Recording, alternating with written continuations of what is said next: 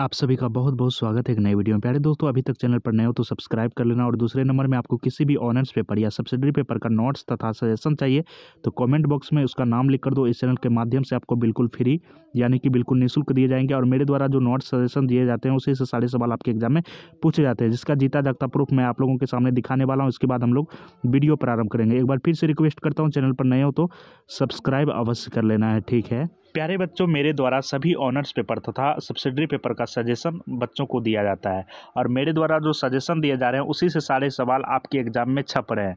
तो विद्यार्थियों का यहाँ पर देख सकते हो कमेंट किस प्रकार आया हुआ है। इस तरह के कमेंटों की संख्या 100-200 में नहीं, हज़ारों में है बच्चों। यहाँ पर देख सकते हो साफ साफ किस तरह का फीडबैक आया हुआ है बच्चों का। और ये बच्चों का कहना है कि सर आप जो सजेशन देते हो सभी ऑनर्स तथा सब्सिडरी पेपर का, उसी से सारे सवाल एग्जाम में मैच कर गए हैं, एक भी सवाल इधर उधर का नहीं है। तो प्यारे दोस्तों, आप भी हमारे ऊपर भरोसा करो और आप हमारे चैनल से जुड़ जाओ। मेरे द्वारा जो सजेशन दिए जा रहे हैं उससे आप एग्जाम हॉल में प्रवेश करने से एक दिन पहले ज़रूर देख लेना ताकि आपको हेल्प मिले। बीए पार्ट 1, बीए प्रथम वर्ष या बीए फर्स्ट ईयर में यदि आपने इकोनॉमिक्स यानी कि अर्थशास्त्र जैसे सब्जेक्ट को सब्सिडरी पेपर के रूप में रखा है तो प्यारे बच्चों, आज का वीडियो आप सभी के लिए वरदान साबित होगा। यहाँ पर जो भी प्रश्न आप देख रहे हो सारे के सारे प्रश्न काफ़ी ज़्यादा इंपॉर्टेंट हैं। 100% इसी से सारे सवाल पूछे जाएंगे, ठीक है। यदि आपको हमारे ऊपर विश्वास ना हो तो क्वेश्चन बैंक सबके पास होगा, राइट। तो क्वेश्चन बैंक को पलटाइए और देखिए ये सारे सवाल आपके एग्जाम में कितने बार पूछे गए हैं, तो ही आपको इन प्रश्नों की अहमियत पता चलेगी, तो ही आपको मेरी कही गई बातों पर विश्वास होगा, ठीक है। ये सारे प्रश्न आपके एग्जाम में एक बार नहीं, 2 बार नहीं, पिछले 10 वर्षों से लगातार पूछे जा रहे हैं, ठीक है। अब आपके मन में सवाल आता होगा कि सर ये प्रश्न पिछले 10 वर्षों से लगातार क्यों पूछे जा रहे हैं, ठीक है। राइट, सवाल इसलिए पूछे जा रहे हैं क्योंकि इकोनॉमिक्स में इससे बेहतर कोई सवाल ही नहीं है, इसलिए एग्जामिनर के द्वारा इसे बार बार रिपीट किया जा रहा है, ठीक है। इसलिए इसे बार बार रिपीट किया जा रहा है। तो प्यारे दोस्तों, अब आपका सवाल आता होगा कि सर आपने क्वेश्चन तो दिखा दिया परंतु इन सभी प्रश्नों का उत्तर कहाँ से प्राप्त होगा। तो मैं सबसे पहले बता दूँ, मैं टारगेट विद शिवम, ठीक है, 100% गारंटी लेता हूँ इसी से सारे सवाल आपके एग्जाम में पूछे जाएंगे। इससे बाहर एक भी सवाल नहीं रहने वाले हैं, मैं गारंटी ले रहा हूँ, बार बार बता रहा हूँ, मैं गारंटी ले रहा हूँ। इससे बाहर एक भी सवाल आपके एग्जाम में नहीं पूछे जाएंगे। तो प्यारे दोस्तों, आपके पूरे साल की तैयारी को मात्र इस 10 मिनट के वीडियो में कवर किया जा रहा है। तो आप लोगों के पास एक गोल्डन अपॉर्चुनिटी है, इस तरह की अपॉर्चुनिटी को यूँ ही जाने नहीं दिया जा सकता, ठीक है। आपने पूरे साल पढ़ाई करी या ना करी कोई मैटर नहीं करता, बस आप 10 मिनट ईमानदारी के साथ दे दो, आप यहाँ पे इकोनॉमिक्स जैसे सब्जेक्ट में फुल मार्क्स जो है प्रदान कर पाओगे, प्राप्त कर पाओगे। प्यारे दोस्तों, इन सभी प्रश्नों का उत्तर जो है इकोनॉमिक्स यानी कि अर्थशास्त्र के प्रोफेसर के द्वारा काफ़ी सरल और आसान शब्दों में तैयार किए गए हैं उनका उत्तर, ठीक है।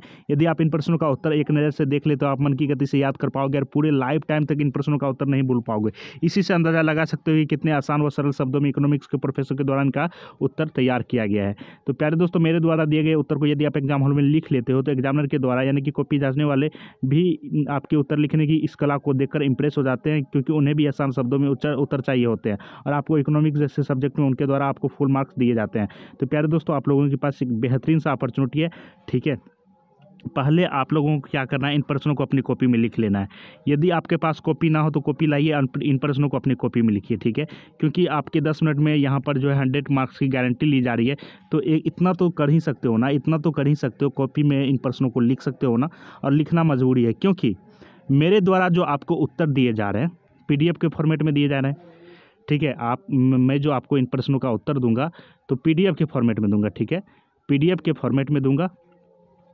और यहाँ पर बता दूं, जैसे 1-2 नंबर करके यहाँ पे प्रश्न है तो आपको PDF में 1 नंबर 2 नंबर करके सिर्फ और सिर्फ आंसर देखने को मिलेंगे, ठीक है। प्रश्न आपको देखने को नहीं मिलेंगे, आंसर देखने को मिलेंगे। तो प्रश्न जब तक नहीं रहेगा तो उत्तर पढ़ के क्या करोगे आप। तो प्रश्न के लिए आपको यहाँ पर लिखना होगा, प्रश्न आप यहाँ से लिख लो और मैं वीडियो के अंत में बताऊंगा कैसे आप इन प्रश्नों का उत्तर प्राप्त करोगे, ठीक है, कुल मिलाकर 1 मिनट में। तो जल्दी से आप इन प्रश्नों को लिखिए। प्रश्न लिखना कहीं ना कहीं आपको आपकी मजबूरी है, क्योंकि PDF में सिर्फ और सिर्फ आंसर देखने को मिलेगा, प्रश्न तो देखने को मिलेगा नहीं। तो जल्दी से लिखिए कॉपी में, ठीक है। पहला प्रश्न आपका, मार्शल के अर्थशास्त्र की परिभाषा की आलोचनात्मक व्याख्या करिए। यह प्रश्न कई बार रिपीट हो चुके हैं, इस बार भी 100% पूछे जाएंगे। यहाँ पर VVI लगा हुआ है, VVI का मतलब होता है वेरी वेरी इंपॉर्टेंट। मार्शल के अर्थशास्त्र की परिभाषा की आलोचनात्मक व्याख्या करें। जल्दी से इन प्रश्नों को आप अपने कॉपी में लिख लीजिए और फास्टली लिखने का काम कीजिए। जैसे ही आप ग्रेजुएशन में आर्ट्स रखे हो तो आर्ट्स में क्या होता है ना, जितना फास्ट लिखोगे उतना आपको मार्क्स मिलता है। तो अभी से आप स्पीडली लिखने का प्रयास करो, ठीक है। मार्शल के अर्थशास्त्र की परिभाषा की आलोचनात्मक व्याख्या करना है। ठीक है, इसके बाद क्वेश्चन नंबर दूसरा आपका अर्थशास्त्र की परिभाषा दे। ठीक है, आप मान के चलो कि कहीं जा रहे हो, चलते फिरते रास्ते में आपसे कोई पूछ दे यार आपने इकोनॉमिक्स रखी है, आप इकोनॉमिक्स का कहीं ना कहीं मुझे परिभाषा बताओ। ठीक है, इकोनॉमिक्स का कहीं ना कहीं आप मुझे एक्सप्लेशन करके बताओ। तो फिर आप इस स्थिति में क्या करोगे, तो आपको यहाँ पर जाननी चाहिए अर्थशास्त्र की परिभाषा। ठीक है, तथा इसका क्षेत्र आपको स्पष्ट करना, ये भी VVI है, यानी कि वेरी वेरी इंपॉर्टेंट, इस बार पूछे जाएंगे। क्वेश्चन नंबर तीसरा आपका अर्थशास्त्र के स्वरूप की व्याख्या कीजिए। अर्थशास्त्र का स्वरूप किस प्रकार है, इसके बारे में आपको बताना है। क्या अर्थशास्त्र एक विज्ञान है या कला, या दोनों, स्पष्ट कर रहे। यहाँ आपसे पूछा जा रहा है कि अर्थशास्त्र यानी कि इकोनॉमिक्स जो है एक विज्ञान है, क्या एक कला है, या दोनों है, आपको यहाँ पर स्पष्ट करके बताना है प्यारे बच्चों। और इन सभी प्रश्नों का उत्तर तो मैं बता दूंगा कैसे आप वीडियो के अंत में प्राप्त कर पाओगे, परंतु आपको क्वेश्चन यहाँ से लिखना होगा। उपयोगिता का अर्थ बताइए। क्वेश्चन नंबर चौथा है आपका उपयोगिता का अर्थ बताइए, क्या यह मापी जा सकती है। उपयोगिता का अर्थ आपसे पूछा जा रहा है, क्या ये मापी जा सकती है, आपको यानी कि बताना है अपने सरल भाषा में, आसान शब्दों में, ताकि एग्जामिनर को भी लगे बच्चा जो है सही से मेहनत किया हुआ है। इसके बाद अथवा में आपसे दिया गया सीमांत उपयोगिता और कुल उपयोगिता में संबंध बताइए। सीमांत उपयोगिता और कुल उपयोगिता में क्या संबंध है, इसके बारे में आपसे पूछा जा रहा है। तो प्यारे दोस्तों, आप कुल मिलाकर यहाँ पर बात कर ले तो यहाँ पे कुछ बच्चों का कमेंट आ रहा है कि सर अथवा में जो है उनका उत्तर अलग होता होगा और ये जो प्रश्न है इसका भी आंसर अलग आता होगा। तो मैं यहाँ पर आप लोगों को क्लियर बता दूं, प्रश्न जो है कभी ये पूछ दिया जाता है एग्जाम में, या तो कभी ये पूछ दिए जाते हैं। ठीक है, कभी ये पूछ दिए जाते हैं या तो कभी ये पूछ दिए जाते हैं, इन्हीं में से एक पूछे जाएंगे। परंतु आंसर की बात करें, दोनों का आंसर सेम होगा। ठीक है, दोनों का आंसर सेम होगा, परंतु कभी ये पूछ दिए जाते हैं, कभी ये पूछ दिए जाते हैं, आंसर सेम रहता है। तो जल्दी से इन प्रश्नों को लिखिए, काफ़ी ज़्यादा इंपॉर्टेंट है। ठीक है, इसके बाद क्वेश्चन नंबर 5वां आपका कीमत लोच एवं मांग लोच में अंतर करें। कीमत लोच मापने की विधियाँ का वर्णन करें। ठीक है, जल्दी से फास्टली लिखो आप। इसके बाद अथवा में आपसे पूछ दिया जाएगा मांग की लोच से आप क्या समझते हैं, इसे कैसे मापा जा सकता है। वेरी वेरी इंपॉर्टेंट है ये, मांग की लोच से आप क्या समझते हैं, इसे कैसे मापा जाता है। काफ़ी ज़्यादा इंपॉर्टेंट सवाल है ये। क्वेश्चन नंबर 6 देखिए, मांग की लोच क्या है। मांग की लोच क्या है, इसे कौन से तत्व प्रभावित करते हैं। वेरी वेरी इंपॉर्टेंट है ये सवाल। मांग की लोच क्या है, इसे कौन से तत्व प्रभावित करते हैं, काफ़ी इंपॉर्टेंट है ये सवाल। क्वेश्चन नंबर 7 है आपका तटस्थता वक्र की परिभाषा दीजिए। ठीक है, तटस्थता वक्र की परिभाषा दीजिए तथा प्रकृति एवं विशेषता बताइए। वेरी वेरी इंपॉर्टेंट है ये सवाल। क्वेश्चन नंबर 8वां देखिए, ना फास्टली लिखने का काम कीजिए दोस्तों, क्योंकि आपको जितना फास्ट लिखोगे उतना अच्छा आपको मार्क्स दिए जाएंगे।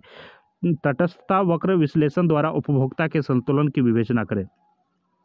तटस्थता वक्र विश्लेषण द्वारा उपभोक्ता के संतुलन की आपको यहाँ पर विवेचना करने के लिए कहा जा रहा है। ठीक है, और देखिए एग्जाम में आपको बहुत ही लिमिट समय दिया जाएगा। ठीक है, लिमिट समय में आपको 35 पेजेस लिखने होते हैं, तो इसलिए आपको फास्टली लिखना अति आवश्यक है दोस्तों। क्वेश्चन नंबर 9 है आपका उत्पादन हार्स नियम की व्याख्या कीजिए। क्या यह केवल कृषि पर ही लागू होता है। ठीक है, उत्पादन नियम की व्याख्या करना आपको, क्या ये केवल कृषि पर ही लागू होता है। अथवा में आपसे पूछ दिया जाएगा कर्मागत उत्पत्ति हार्स नियम की व्याख्या करें, क्या ये एक सार्वभौम नियम है। तो काफ़ी ज़्यादा इंपॉर्टेंट सवाल है ये, और उम्मीद करता हूँ आप सभी कॉपी में लिखते जा रहे होंगे। ठीक है, और प्यारे दोस्तों, मैं आपको यहाँ पर एक जानकारी दे दूं कि हम लोग 1 लाख सब्सक्राइबर के करीब पहुँच चुके हैं। ठीक है, 1 लाख सब्सक्राइबर के करीब पहुँच चुके हैं, और 1 लाख सब्सक्राइबर जैसे ही पार कर जाते हैं, यहाँ पर हमारे चैनल के माध्यम से सभी ऑनर्स तथा सब्सिडी पेपर के अलग अलग प्रोफेसरों के द्वारा डिजिटल बोर्ड पर बिल्कुल निःशुल्क शिक्षा आप लोगों को दी जाएगी। पार्ट 1, पार्ट 2, पार्ट 3 की ऑल ऑनर्स का। ठीक है, बिल्कुल निःशुल्क शिक्षा दी जाएगी और सारे कंटेंट आपको बिल्कुल फ्री दिए जाएंगे। तो प्यारे दोस्तों, मैं आपसे ज़्यादा कुछ नहीं मांगता, बस एक सब्सक्राइब ही मांगता यार। प्लीज़ सपोर्ट करो यार। आप लोग प्रत्येक के घर में कम से कम 4-5 फ़ोन एंड्रॉयड के तो होंगे ही, सभी फ़ोन से आपको चैनल को क्या करना है, सब्सक्राइब कर देना। बस इतना तो कर ही सकते हो ना। मैं आपको उत्तर भी इन सभी प्रश्नों का बिल्कुल फ्री में दे रहा हूँ। बाकी जगह आपसे रुपये लिए जा रहे हैं, लेकिन मैं हमेशा से फ्री में देते आ रहा हूँ। ठीक है, मैं हमेशा से फ्री में देते आ रहा हूँ, उसके बदले में सिर्फ एक सब्सक्राइब मांग रहा हूँ। तो आप सभी से, जितने भी व्यूअर्स हमारे इस वीडियो को देख रहे हैं, सभी से मैं कम से कम 10 सब्सक्राइबर की उम्मीद रखता हूँ। ओके, आप प्लीज़ इतना तो हेल्प करोगे मेरे को। क्वेश्चन नंबर यहाँ पर देखिए प्यारे दोस्तों, सारे क्वेश्चन मैं काफ़ी गहन अध्ययन के बाद आप लोगों के सामने प्रकट करने का काम किया हूँ, और उत्तर भी काफ़ी गहन अध्ययन के बाद तैयार किया गया है, ताकि आपको देखते ही याद हो जाए, आपको रटने की आवश्यकता बिल्कुल भी ना पड़े। तो इतना मेहनत किया जा रहा है आप लोगों के ऊपर। तो देख सकते हो क्वेश्चन नंबर 10 है आपका उत्पादन फलन की परिभाषा दे। ठीक है, उत्पादन फलन की परिभाषा दे। इसके बाद पहले दोस्तों इसकी विशेषता का वर्णन करें। वेरी वेरी इंपॉर्टेंट है ये सवाल। उत्पादन फलन की परिभाषा दे, इसकी विशेषताओं का वर्णन करें। अथवा में आपसे पूछ दिया जाएगा अल्पकालीन एवं दीर्घकालीन उत्पादन का फलन की व्याख्या कीजिए। ठीक है, अल्पकालीन एवं दीर्घकालीन उत्पादन फलन की व्याख्या कीजिए आपसे अथवा में। तो इन दोनों में से एक प्रश्न अवश्य पूछे जाएंगे आपके एग्जाम में, ठीक है, लेकिन आंसर की बात करें दोनों का सेम ही होगा। क्वेश्चन नंबर 11 है आपका प्यारे दोस्तों, मूल्य विभेदीकरण की परिभाषा दे तथा इसकी शर्तें बताएं। मूल्य विभेदीकरण क्या है इसके बारे में आपको बताना है और इसके कौन कौन से कंडीशन है इसके बारे में आपको यहाँ पर एक्सप्लेनेशन करना है। अथवा में आपसे पूछ दिया जाएगा मूल्य विभेदीकरण से आप क्या समझते हैं, मूल्य विभेदीकरण के अंतर्गत मूल्य निर्धारण किस प्रकार होता है इसके बारे में अभी आपको बताना होता है। जल्दी से आप इन प्रश्नों को अपनी कॉपी में लिखते चलिए। उम्मीद करता हूँ मैं आप इन सभी प्रश्नों को अपनी कॉपी में लिखते चल रहे होंगे। नेक्स्ट प्रश्न की और हम लोग रुक करते हैं। क्वेश्चन नंबर है 12, पूर्ण प्रतियोगिता से आप क्या समझते हैं। पूर्ण प्रतियोगिता में मूल्य का निर्धारण कैसे होता है। पूर्ण प्रतियोगिता से आप क्या समझते हो, पूर्ण प्रतियोगिता में मूल्य का निर्धारण कैसे होता है इसके बारे में बताना है। वेरी वेरी इंपॉर्टेंट है ये सवाल। क्वेश्चन नंबर 13 आपका, एकाधिकार में मूल्य निर्धारण का वर्णन करें। एकाधिकार में मूल्य निर्धारण का वर्णन करें। क्या एकाधिकार मूल्य सर्वदा प्रतियोगी मूल्य से ऊंचा होता है, ऊंचा रहता है, क्या रहता है वाकई में? आप मेरे को कमेंट करके बताना इसका आंसर, ठीक है। क्वेश्चन लिखते चलो आप। अथवा से मैं आपसे पूछेगा कि एकाधिकार से आप क्या समझते हैं, एकाधिकार के अंतर्गत मूल्य निर्धारण किस प्रकार होता है। वेरी वेरी इंपॉर्टेंट है ये सवाल। उम्मीद करता हूँ आपने इन प्रश्नों को अपने कॉपी में लिख लिया होगा। क्वेश्चन नंबर 14 आपका, रिकार्डो के लगान सिद्धांत की आलोचनात्मक व्याख्या करें। रिकार्डो के लगान सिद्धांत, जी हाँ दोस्तों, रिकार्डो के द्वारा लगान सिद्धांत दी गई थी, उसका आपको यहाँ पर आलोचनात्मक व्याख्या करना है। वेरी वेरी इंपॉर्टेंट है ये सवाल। उम्मीद करता हूँ आपने न्यू कॉपी में लिख लिया होगा। क्वेश्चन नंबर 15 है आपका, लाभ क्या है। लाभ क्या है, कुल लाभ और वास्तविक लाभ में अंतर आपको बताना है। लाभ क्या है, कुल लाभ और वास्तविक लाभ में आपको अंतर स्पष्ट करना है। क्वेश्चन नंबर 16 आपका, नाइट के लाभ सिद्धांत की आलोचनात्मक व्याख्या करना है आपको। प्यारे दोस्तों, मैं जो भी प्रश्न आपको बता रहा हूँ, ईमानदारी बता रहा हूँ, सारे के सारे प्रश्न काफ़ी ज़्यादा इंपॉर्टेंट है। इतना कर लो, इससे बाहर आपको कुछ पढ़ना है ही नहीं, कुछ पढ़ना है नहीं, बस इतना कर लो। आप एग्जाम हॉल में आंख बंद करके चले जाओ, आप मुझे जरूर याद करोगे, काफ़ी ज़्यादा याद करोगे। सर वाकई में ग्रेट थे आप, ऐसा जरूर अंदर से फील करोगे। प्यारे दोस्तों, क्वेश्चन नंबर यहाँ पर आपने 14 देख लिया, रिकार्डो के लगान सिद्धांत का आलोचनात्मक व्याख्या करें। क्वेश्चन नंबर 15 आपका, लाभ क्या है, कुल लाभ और वास्तविक लाभ में अंतर स्पष्ट करें। लाभ के बारे में आपसे पूछा जा रहा है और कुल लाभ और वास्तविक लाभ में क्या अंतर है इसके बारे में आपसे पूछा जा रहा है। काफ़ी शानदार और जानदार प्रश्न है ये। कुल लाभ और वास्तविक लाभ में आपको यहाँ पर अंतर डिफरेंशिएट पूछा जा रहा है, ठीक है। क्वेश्चन नंबर 16 है प्यारे दोस्तों आपका, नाइट के लाभ सिद्धांत की आलोचनात्मक व्याख्या करें, ठीक है। नाइट के लाभ सिद्धांत की आलोचनात्मक व्याख्या करें, वेरी वेरी इंपॉर्टेंट है। इसके बाद अथवा में, क्या लाभ जोखिम उठाने तथा अनिश्चितता सहन करने का पुरस्कार है। क्या लाभ जो है जोखिम उठाने अथवा तथा अनिश्चितता सहन करने का पुरस्कार है। क्वेश्चन नंबर 17, मजदूरी के आधुनिक सिद्धांत की व्याख्या कीजिए। मजदूरी के आधुनिक सिद्धांत की आपको यहाँ पर व्याख्या करना है। मजदूरी के आधुनिक सिद्धांत की आपको यहाँ पर व्याख्या करना है। वेरी वेरी इंपॉर्टेंट है ये सवाल। अथवा में आपसे पूछ दिया जाएगा, मजदूरी के मांग और पूर्ति सिद्धांत की व्याख्या कीजिए। मजदूरी के मांग और पूर्ति सिद्धांत की व्याख्या करें। जल्दी से फास्टली आप इन प्रश्नों को लिखते चलिए, क्योंकि समय का अभाव है और आप लोगों को तैयारी भी ज़बरदस्त करनी है, ताकि मैंने जो गारंटी लिया है 100 मार्क्स की आपको ही प्राप्त करना है, ठीक है। तो आपको सभी प्रश्न को लिख लेने हैं, एक भी प्रश्न को नहीं छोड़ना है, ठीक है, एक भी प्रश्न को नहीं छोड़ना है, बिल्कुल भी नहीं। क्वेश्चन नंबर 18 देखिए, कल्याणकारी अर्थशास्त्र की क्लासिकी विचारधारा की व्याख्या कीजिए। VBI है ये। इसके बाद आपसे पूछ दिया जाएगा प्यारे दोस्तों, यहाँ पर कल्याणकारी अर्थशास्त्र की क्लासिकी विचारधारा को यहाँ पर आपको व्याख्या करना है। अथवा में आपसे पूछ दिया जाएगा, शास्त्रीय कल्याण अर्थशास्त्र की रचनात्मक व्याख्या कीजिए। यह प्रश्न भी काफ़ी ज़्यादा इंपॉर्टेंट है। क्वेश्चन नंबर 19 देखिए, पेरेटो का कल्याणवाद अर्थशास्त्र या पेरेटो का सामाजिक अनुकूलतम के सिद्धांत की व्याख्या करें। वेरी वेरी इंपॉर्टेंट है ये सवाल। अथवा में पूछ दिया जाएगा, कल्याण अर्थशास्त्र के पेरेटो के सिद्धांत की रचनात्मक समीक्षा करें, ठीक है। क्वेश्चन नंबर 20 प्यारे दोस्तों, हिग्स कॉरिडोर के कल्याण संबंधी धारणा को व्यक्त करें। मैं थोड़ा स्पीडली इसलिए बोल रहा हूँ ताकि आप स्पीडली लिख पाओ, ठीक है। इसमें कहीं ना कहीं आपका ही बेनिफिट छिपा हुआ है। मैं स्पीडली बोल रहा हूँ आप, ताकि आप स्पीडली लिख पाओ, ताकि आप जो है लिखने की स्पीडली यानी कि लिखने का जो प्रैक्टिस है उसमें जो है कहीं ना कहीं सुधार आए और आप अच्छा मार्क्स प्राप्त कर पाओ, ठीक है। हम हमेशा चाहते हैं कि आप हमेशा बेनिफिट में रहो।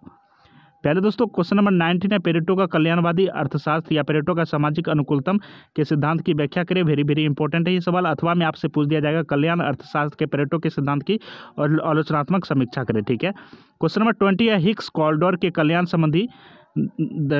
संबंधी यहाँ पर धारणा को व्यक्त करना है। अथवा कार्लडोर एवं हिग्स के कल्याण संबंधी क्षतिपूरक सिद्धांत की व्याख्या करना है आपको। वेरी वेरी इंपॉर्टेंट है ये सवाल। क्वेश्चन नंबर 21 है आपका, राष्ट्रीय आय क्या है?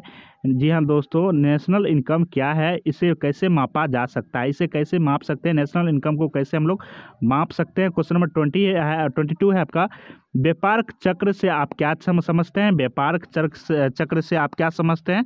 ठीक है, इसकी विशेषता को बताइए, इसकी विशेषता को बताइए। व्यापार चक्र से आप क्या समझते हो, इसकी कौन कौन सी खूबसूरती है, इसके बारे में आपसे पूछा जा रहा है। व्यापार चक्र का नियंत्रण कैसे करेंगे? ठीक है, व्यापार चक्र को हम लोग नियंत्रण में कैसे ला पाएंगे, इसके बारे में आपको बताना। वेरी वेरी इंपॉर्टेंट है ये सवाल। क्वेश्चन नंबर 23 आपका, केन्स के व्यापार चक्र संबंधित विचारों की व्याख्या करें। केन्स के व्यापार चक्र संबंधी विचारों की यहाँ पर व्याख्या करना है। इसका क्वेश्चन नंबर 24 है, हार्ट्रे के व्यापार चक्र सिद्धांत का यहाँ पर आपको वर्णन करना होता है। क्वेश्चन नंबर 25 देखिए, ज़्यादा नहीं देखेंगे हम लोग। क्वेश्चन नंबर 25 है, आर्थिक विकास में तकनीकी प्रगति भूमिका में सीमाओं का यहाँ पर स्पष्ट करना है। वेरी वेरी इंपॉर्टेंट है ये सवाल। क्वेश्चन नंबर 26 है, आर्थिक वृद्धि से आप क्या तात्पर्य रखते हैं? आर्थिक वृद्धि से आप क्या तात्पर्य रखते हैं? इसके स्रोतों अथवा घटकों का वर्णन करना है। अथवा में आपसे पूछ दिया जाएगा, आर्थिक विकास के निर्धारक तत्वों का विवेचन करें। क्वेश्चन नंबर 27 आपका, विनियोग क्रिया, कल्याणकारी अर्थशास्त्र तथा आभास लगान, इन तीनों पर आपको एक टिप्पणियाँ लिखनी है।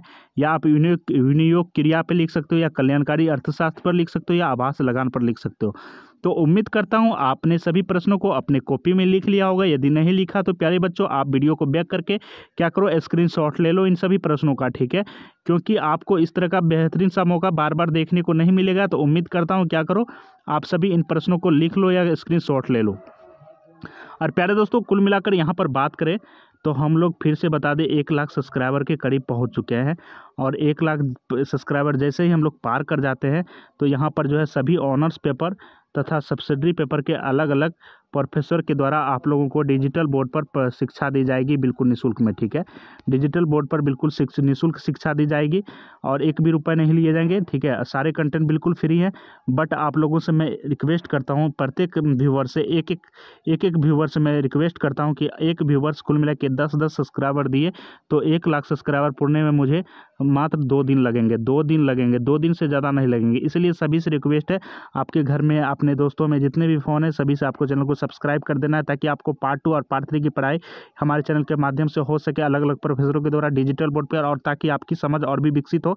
इन सभी प्रश्नों का उत्तर जो है प्यारे दोस्तों प्राप्त करने के लिए कुल मिलाकर 1 मिनट लगेंगे आपको PDF के फॉर्मेट में। उसके लिए क्या करना होगा, डिस्क्रिप्शन में दिए गए टेलीग्राम को ज्वाइन कर लेना होगा। टेलीग्राम में जो है आप लोगों को अति शीघ्र इन सभी प्रश्नों का उत्तर जो है दे दिया जाएगा। आप लोग टेलीग्राम के माध्यम से प्राप्त कर लोगे। टेलीग्राम सभी को ज्वाइन कर लेना है। ठीक है, तो मिलते हैं नेक्स्ट वीडियो में। Thanks for watching, bye bye, take care, जय हिंद दोस्तों।